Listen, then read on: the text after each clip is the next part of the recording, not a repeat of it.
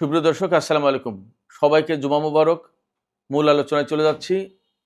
Saudi আরব, পাকিস্তান এবং তুরস্কের মধ্যে আজকে গুরুত্বপূর্ণ একটি সামরিক বা প্রতিরক্ষা চুক্তি হচ্ছে। এই চুক্তি মধ্যপ্রাচ্যে কী ধরনের প্রভাব ফেলবে, আঞ্চলিক ভূ রাজনীতি ও কৌশলগত সমীকরণে কী প্রভাব ফেলবে, বিশ্ব রাজনীতিতে কী প্রভাব ফেলবে, দক্ষিণ এবং দক্ষিণ পূর্ব এশিয়ায় কী প্রভাব ফেলবে, বিশেষ করে ইরানের সাথে তুরস্কের, সৌদি আরবের এবং পাকিস্তানের কোন ধরনের প্রভাব পড়বে, এই বিষয়গুলোই সবচেয়ে বেশি আলোচিত হচ্ছে বা বেশি আলোচনা হওয়ার কথা। আরও বড় পরিসরে দেখতে হলে এই যে জোট হতে যাচ্ছে, এই যে চুক্তি হবে, সেই চুক্তির প্রেক্ষাপটে এই জোট কি মধ্যপ্রাচ্যে যে ইসরায়েল অনেক বড় সংকট তৈরি করেছে তাদের ব্যাপারে এই জোট বিশেষ কোনো ভূমিকা নেবে কিনা, এরকম নানা প্রশ্ন আছে। এই প্রশ্নগুলো নিয়েই এখনকার আলোচনা। আশা করি আপনারা শেষ পর্যন্ত সঙ্গে থাকবেন, আর ভিডিও ভালো লাগলে লাইক, কমেন্ট, শেয়ার করবেন এবং চ্যানেলটি সাবস্ক্রাইব করে সাথেই থাকবেন। দর্শক, চলুন মূল আলোচনায় চলে যাই।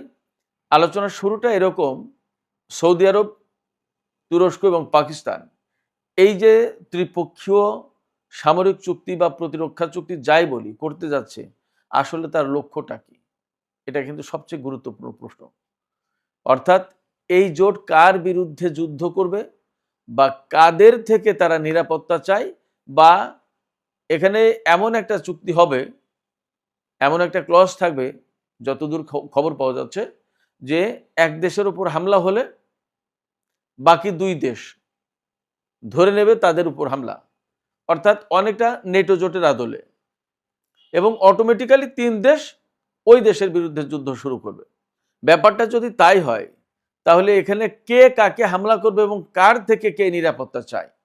সৌদি আরবের সাথে দশকের পর দশক ইরানের একটা টানাপোড়েন আছে, এবং সৌদি আরবকে বোঝানো হয়েছিল যে ইরান তোমার নিরাপত্তার জন্য হুমকি, অতএব আমেরিকাকে জায়গা দিয়েছে এবং আমেরিকা চেয়েছে যে ইরান হচ্ছে তোমার হুমকি, ইরান থেকে বাঁচতে হলে তোমরা তো পারবা না, আমরা নিরাপত্তা দিচ্ছি, আমাদেরকে জায়গা দাও।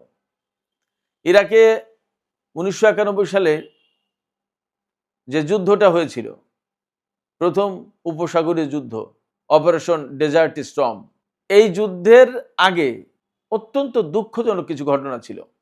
যে ইরাককে দিয়ে ইরান আক্রমণ করে 8টা বছর ভ্রাতৃঘাতী যুদ্ধ করেছিল, লাখ লাখ মানুষ মরেছে, এবং সেইটার ইন্ধনদাতা ছিল প্রধানত পশ্চিমা দেশগুলো। অ্যাকচুয়ালি বিপ্লবের পরপরই ইরানের পক্ষে কেউই ছিল না, তখন সবাই ইরাকের পক্ষে। সেই সাদ্দামকে পেলে পুষে মানুষ করে এত বড় করে এক পর্যায়ে তাকে দিয়ে কুয়েত দখল করানো হয়। তারপরে আবার কুয়েতকে, সৌদি আরবকে তার বিরুদ্ধে যুদ্ধ করার জন্য ব্যবস্থা করতে বলা হয়, এবং বলা হয় যে ইরাক সৌদি আরবও দখল করবে। এই মুহূর্তে যদি ইরাককে থামানো না হয়, তাহলে সৌদি আরব দখল করে নেবে। কুয়েত তো দখল করেছেই। তখন এই কুয়েত, সৌদি আরব, আরব দেশগুলো সবাই চিন্তা করে আমরা কি করব তাহলে? তখন আমেরিকা বলে জায়গা দাও, আমরা ব্যবস্থা করে দিচ্ছি। ব্যাস, মধ্যপ্রাচ্যে সৌদি আরবের ঘাঁটি হয়ে গেল। যুদ্ধ করে, কত কায়দায় কৌশলে, কত কিছু করে সাদ্দামকে উৎখাত করে দিয়ে সেখানে নিজেরা মধ্যপ্রাচ্যে বিস্তীর্ণ ভূমিতে নিজেদের ঘাঁটি, নিজেদের সমস্ত প্রভাব প্রতিপত্তি বিস্তার করলো। তারা বলল কি, ইরান তোমাদের প্রচণ্ড রকমের শত্রু, ইরানের হাত থেকে বাঁচতে হলে আমরা লড়াই করবো, আমাদের জায়গা দাও এবং সেইভাবে সাপোর্ট দাও। ঘাঁটি আমেরিকার সৈন্যরা থাকে, খায় দেয়, পয়সা দেয় আরবরা। সেই সৌদি আরবকে বোঝানো হয়েছে ইরান তোমার অনেক বড় শত্রু, ইরান তোমাদের দেশ দখল করে নেবে, তোমাদের ধর্ম দখল করে নেবে, তোমাদের মক্কা মদিনা দখল করে নেবে, কত কিছু। ইরানকে বিরাট বড় শত্রু, শিয়া সুন্নির অ্যাঙ্গেল থেকে অনেক বড় শত্রু হিসেবে দেখানো হয়েছে। প্রত্যেকটা আরব দেশকেই সেইভাবে দেখানো হয়েছে, এবং সেইভাবে এখনো শত্রু ভাবে তারা। যদিও এই যুদ্ধের সময় এই সমস্ত দেশ সরাসরি ইরানের বিরুদ্ধে এখন লাগাতার যুদ্ধ করেন, ভেতরে ভেতরে কি কি করেছে সেটা তো আমরা কম বেশি খবর পাচ্ছি। কুয়েত, বাহরাইন, সংযুক্ত আরব আমিরাত, এরা আমেরিকা ইসরায়েলের সাথে মিলে ইরানের উপর হামলা চালিয়েছে। সৌদি আরব করেছে কি করেনি এখনো পরিষ্কার না। তো আমেরিকা যে পরিস্থিতি, তাতে যুদ্ধে তারা হেরে যাবে এবং তারা এখান থেকে চলে যেতে বাধ্য হবে, যা পরিস্থিতি মনে হচ্ছে, তাহলে সৌদি আরবের নিরাপত্তার হবেটা কি? এই ভয় থেকে তারা এখন পাকিস্তান আর তুরস্কের সাথে চুক্তি করে নিজেরা বাঁচার চেষ্টা করছে। তাহলে কি দাঁড়ালো? তাহলে ইরানকেই তারা প্রধান শত্রু হিসেবে দেখলো।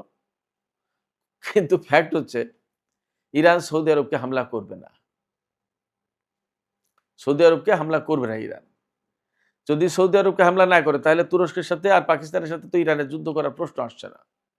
সৌদি আরব ভেতর থেকেই পরিবর্তন, যদি কিছু হয় তো ভেতর থেকেই হবে, ইরানের কিছু করতে হবে না যুদ্ধ করে।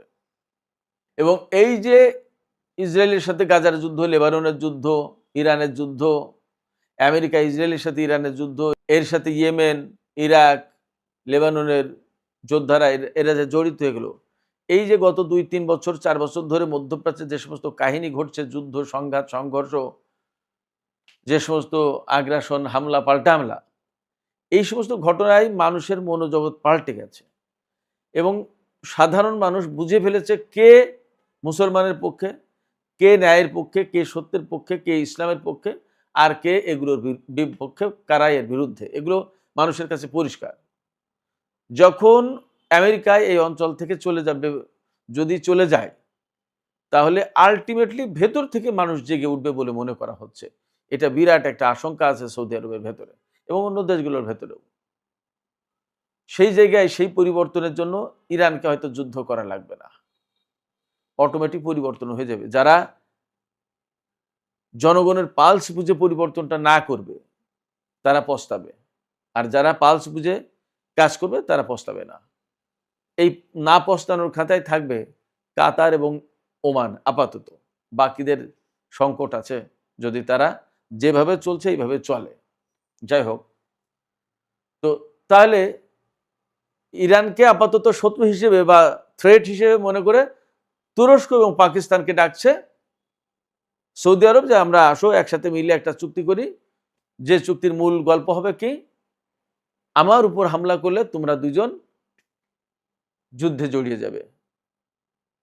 তুরস্ক এবং পাকিস্তানের সাথে ইরানের কোনো সংঘাত সংঘর্ষ আপাতত নেই, অতএব এই দুই দেশের সাথে ইরানের যুদ্ধের প্রশ্ন আসছে না। সংকট যদি থাকে তাহলে সৌদি আরবের সাথে আছে। আমি আগেই বলেছি ইরান সৌদি আরবে সহজে হামলা করবে না, করার কথা না, হিসাব নিকাশে আসে না। তো তারপরেও সৌদি আরব ইরানকে থ্রেট ফিল করে যদি এই চুক্তি করে, তার মানে দাঁড়াচ্ছে কি, সৌদি আরব তুরস্ক এবং পাকিস্তানকে ধরে বাঁচার চেষ্টা করছে। খুব মোটা দাগে যদি বলি, যে আমেরিকা, ইসরায়েল বা পশ্চিমারা সৌদি আরবকে বাঁচাতে পারলো না বা নিরাপত্তা দিতে পারলো না, এই তুরস্ক আর পাকিস্তান কি পারবে? এটা কি বিশ্বাস করা যায়? যায় না। এখানে যা হবে সেটা হচ্ছে যে যুদ্ধ নয়, সামরিক সংঘাত নয়, এখানে হবে কূটনীতির খেলা। তুরস্ক এবং পাকিস্তান তারা যা করবে তা হচ্ছে এই, এতদিন সৌদি আরব আমেরিকা থেকে পশ্চিমা দেশগুলো থেকে বিপুল পরিমাণে অস্ত্র নিয়েছে। এই বিপুল পরিমাণে অস্ত্র তাদেরকে নিরাপত্তা দিতে পারলো না এবং এত বেশি টাকা খরচ করতে করতে জীবন শেষ। আমেরিকার সামরিক ইন্ডাস্ট্রি বেঁচে আছে সৌদি টাকায়। সেই সৌদি আরব যদি এই আমেরিকার অস্ত্র কেনা, সামরিক সরঞ্জাম কেনা বন্ধ করে, তাহলে সৌদি আরবের খরচ বেঁচে যায়, একথা সত্যি। এবং আমেরিকা ঝুঁকিতে পড়ে, অর্থনৈতিক ঝুঁকিতে পড়ে মিলিটারি ইন্ডাস্ট্রিতে, এটাও সত্যি। অ্যাট দ্য সেম টাইম তুরস্ক এবং পাকিস্তান বিপুল পরিমাণে অস্ত্র বিক্রি করার জায়গা খুঁজে পাবে যদি সৌদি আরবের সাথে তুরস্ক এবং পাকিস্তানের আজকে চুক্তি হয়ে যায়। আজকে হওয়ার কথা এবং হবে। এরদোগান অলরেডি রওনা দিয়েছে, পৌঁছে গেছে। গতকালকেই পাকিস্তানের প্রধানমন্ত্রী শেহবাজ শরীফ, সেনাপ্রধান ফিল্ড মার্শাল আসিম মুনির, পররাষ্ট্রমন্ত্রী ইসাকদার, তথ্যমন্ত্রী থেকে শুরু করে আরো অনেক মন্ত্রী গেছে। তার মানে অতিশয় হাই লেভেলের মিটিং এবং